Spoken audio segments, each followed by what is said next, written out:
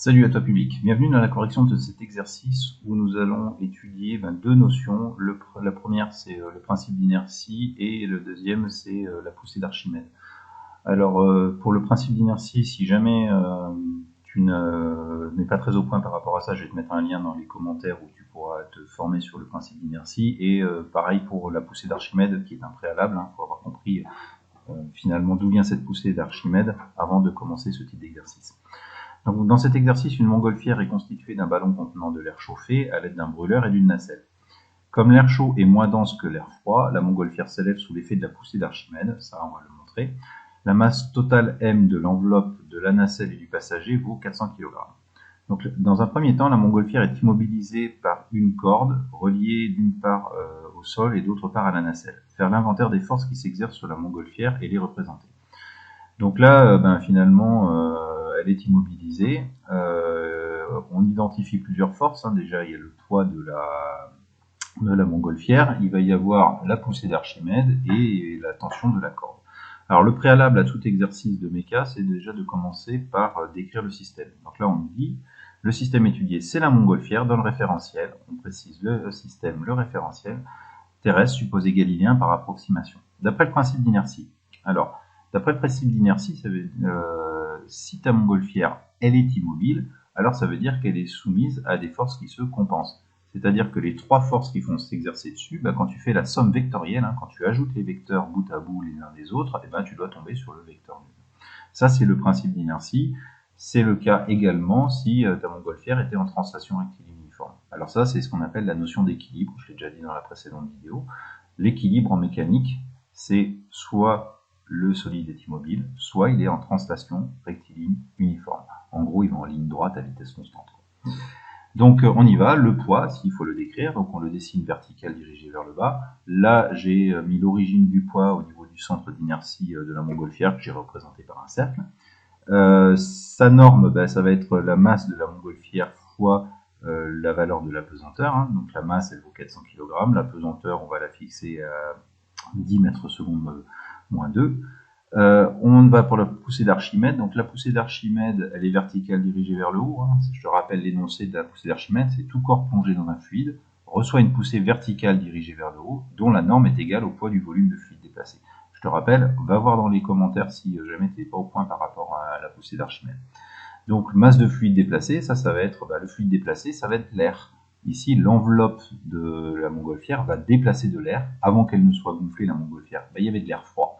Maintenant qu'elle est gonflée, il y a de l'air chaud qui occupe la place qui précédemment était occupée par de l'air froid. Donc l'air froid était déplacé. Et c'est ce volume-là qui compte dans le cadre de la poussée d'Archimède. Donc c'est la masse de fluide déplacée fois petit g. Dernière force qui va s'exercer, c'est la tension de la corde qui va retenir la montgolfière. Là, je l'ai légèrement décalée par rapport au centre d'inertie. J'ai ramené toutes les forces au centre d'inertie. Elle est verticale dirigée vers le bas. Si on avait voulu vraiment être rigoureux, on l'aurait dessiné ici. Bon, après, pour le bien de la présentation, je l'ai décalé un petit peu sur la gauche. Donc je l'ai appelée tension de la corde. Elle est verticale, dirigée vers le bas.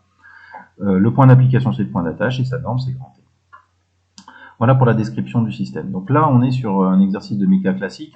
Tu décris le système, le référentiel et les forces en déclinant pour chacune des forces direction, sens, point d'application et norme. L'enveloppe du ballon contient un volume d'air de 1000 m3 à la température 40 degrés. La température de l'air extérieur est de 10 degrés Celsius. Donc ça, c'est ce qu'on disait. La montgolfière, son enveloppe à l'intérieur, il y a 40 degrés. L'air va y être moins dense qu'à l'extérieur où la température est de 10 degrés. Donc la montgolfière s'envolera-t-elle si on coupe les cordes? Les masses volumiques de l'air à 10 degrés et à 40 degrés sont respectivement ρ10 égale 1,24 kg par mètre cube. Donc là, c'est plutôt pas mal l'unité parce que on est dans les unités légales du système international, le kilogramme et le mètre cube, d'autant que le volume de la montgolfière est déjà, lui, fixé en mètre cube. Et ρ40 égale 1,10 kg par mètre cube. Alors on y va. C'est quoi la condition pour qu'elle décolle? La condition pour qu'elle décolle, c'est que la poussée d'Archimède soit au moins supérieure au poids, voilà, ou égale au poids, et dans ce cas-là, il faudra juste lui imprimer une toute petite force au tout départ, et puis elle se continuera à se déplacer en translation rectiligne uniforme, si jamais on néglige les forces de frottement. Donc alors on y va, condition pour que la montgolfière décolle, c'est que l'intensité de la poussée d'Archimède soit plus importante que l'intensité du poids, et on y va pour la poussée d'Archimède. Donc il faut trouver la masse de fluide déplacée. Donc la masse de fluide déplacée, fois petit g, c'est masse de fluide fois petit g. Maintenant cette masse de fluide, ça va être ρ fois v. C'est ρ du fluide déplacé fois le volume déplacé. Donc le ρ du fluide déplacé, je te rappelle, c'est de l'air froid. Donc le ρ du fluide déplacé, on est à 1,24 kg par mètre cube. Ça, c'est le ρ du fluide déplacé. Le volume déplacé, c'est 1000 mètres cubes. Donc on y va, 1,24 la masse volumique, 1000 mètres cubes, donc on est homogène sur les unités, hein, tu vérifies bien à chaque fois, fois 9,81, ce qui nous donne 1,22 10 puissance 4 newton. Déterminons maintenant le poids. Donc le poids de cette montgolfière, il est défini comment? Il est défini par m fois g, ok, sauf que la masse qu'il faut considérer, c'est la masse de la nacelle, de l'enveloppe du passager, plus la masse de l'air chaud contenu à l'intérieur de l'enveloppe. Or, la masse de l'air chaud, ça va être ρ fois v, avec ce coup-ci la masse volumique de l'air chaud qui est à 1,10 kg par mètre cube. Donc là, on fait masse de la nacelle fois ρ de l'air chaud fois le volume déplacé. ρ de l'air chaud, il va être égal à 1,10, volume déplacé 1000, je remplace par les différentes valeurs et je trouve 1,47 10 puissance 4 newton. Donc pour le moment, là, le poids de cette montgolfière est supérieur à la poussée d'Archimède. Ça veut dire que la tension de la corde est nulle et que finalement ta montgolfière elle repose sur le sol. Okay, elle repose sur le sol et elle ne va pas décoller. La question suivante, c'est calculer le volume d'air que doit contenir la montgolfière pour compenser son poids.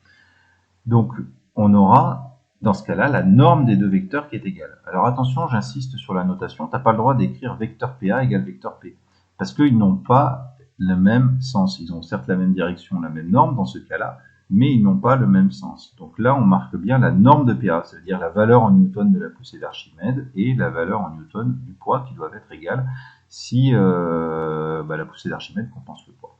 Donc on remplace par les différentes valeurs. Hein. La poussée d'Archimède, c'est toujours le ρ du fluide déplacé fois le volume déplacé fois g. Donc ce qu'on cherche maintenant, nous, c'est volume déplacé. C'est lui. C'est le volume déplacé. C'est le volume de l'enveloppe de la montgolfière. C'est ce qu'on nous demande de calculer, le volume d'air. Le volume déplacé, on le retrouve ici pour le poids. Donc le poids, je te rappelle, c'est masse de la nacelle plus la masse de l'air chaud à l'intérieur. Donc là, je vais développer, je vais simplifier par G des deux côtés, et je vais factoriser par V déplacé. Donc ici, le ρ air chaud fois V déplacé, je le place de l'autre côté de l'égalité, donc ça me fait ρ fluide V déplacé moins ρ air chaud fois V déplacé, et égale la masse de la nacelle. Je factorise par V déplacé, donc ça me fait ρ fluide moins ρ air chaud, et je vais diviser les deux membres par ρ fluide moins ρ air chaud pour retomber sur m nacelle divisé par ρ fluide moins ρ air chaud.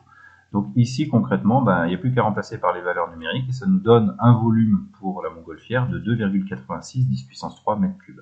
Donc à savoir 2860 litres. 2 860 000 litres. Voilà. Donc ça, on est exprimé en mètres cubes. On continue. Le volume d'air. Bon, ça c'est la réponse de 2860 mètres cubes, donc 2 860 000 litres. Le ballon de la montgolfière est amarré au sol et contient cette fois un volume de 3000 mètres cubes d'air à 40 degrés. Bon, on a vu qu'il nous fallait 2800 mètres cubes pour qu'elle décolle, donc là, a priori, il y a un volume d'air chaud contenu dans l'enveloppe qui est supérieur à ce qu'il faut pour qu'elle décolle. Calculer la valeur de la tension T de la force exercée par la corde sur la nacelle. Donc là, ça veut dire quoi? Ça veut dire que si elle est immobile et que la corde est tendue, d'après le principe d'inertie, si on fait la somme vectorielle de toutes ces forces, la tension de la corde plus le poids plus la poussée d'Archimède, ça doit être égal à 0. Et je te parle de ça en notation vectorielle. Okay, donc P plus PA plus T est égal à 0. Simplement, si on projette sur l'axe Y, on va avoir finalement la norme de la tension et du poids plus la norme, la norme de la tension plus la norme du poids qui est soustrait à la poussée d'Archimède qui doit être égale à 0, ou alors la poussée d'Archimède, d'ailleurs c'est comme ça qu'on va le faire parce que l'axe est orienté vers le haut, poussée d'Archimède moins tension moins le poids qui est égal à 0. Donc on y va, on écrit notre relation.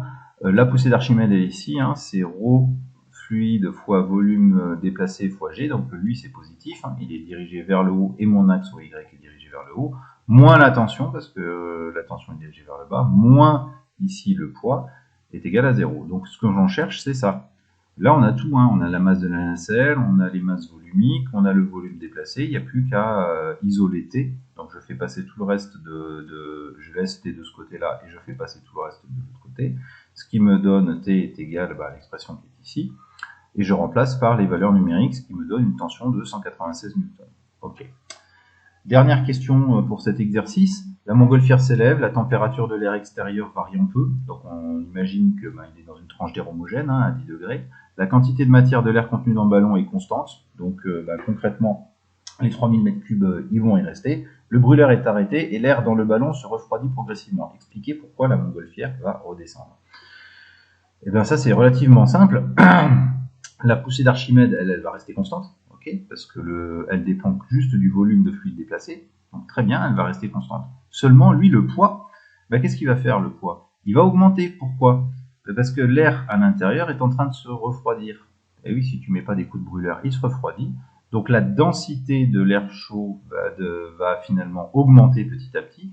Donc si ρ de l'air contenu dans l'enveloppe augmente, finalement le poids augmente et il finit par compenser la poussée d'Archimède. Donc quand il le compense, la montgolfière va progresser en translation uniforme, et quand le poids va devenir supérieur, la montgolfière va ralentir puis redescendre. Voilà, donc ça c'est les applications directes de ce principe d'inertie. Il faut bien avoir compris ces notions-là. Voilà, écoute, j'espère que la correction de cet exercice t'aura un petit peu aidé à mieux appréhender le principe d'inertie et la poussée d'Archimède. Si jamais c'est pas le cas, n'hésite pas à retourner voir les deux liens qui sont juste en dessous. Voilà, écoute, je te dis à très bientôt sur la chaîne.